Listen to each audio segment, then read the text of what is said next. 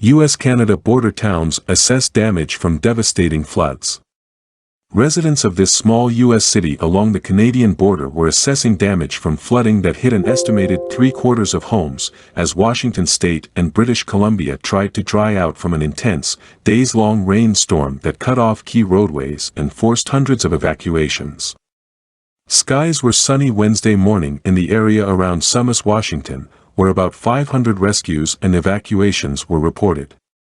"We're looking at going door to door, as waters go down in different parts of town," Sumas Mayor Kevin Christensen told the Seattle Times.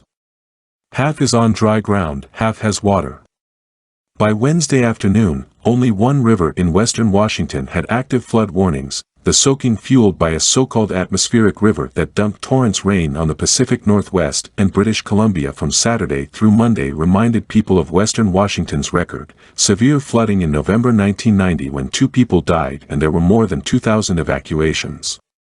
While the weather was improving, the situation remained dire in British Columbia, where the Canadian government was sending in the military to help with floods and mudslides that destroyed parts of several major highways. One death was reported and officials said Wednesday that more deaths were expected.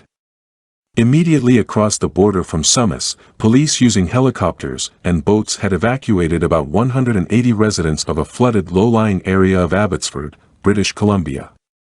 Evacuations continued Wednesday. Mayor Henry Braun said Wednesday that conditions were bad overnight because a key pumping station was in danger of being overwhelmed. He said crews spent Tuesday night sandbagging around the station and things were holding steady.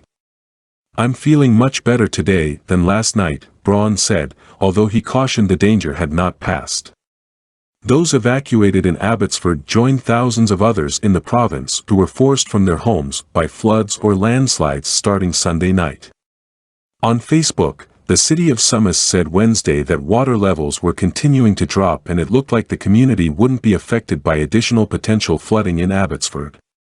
It said crews were working hard to clear roads and return power to some parts of town.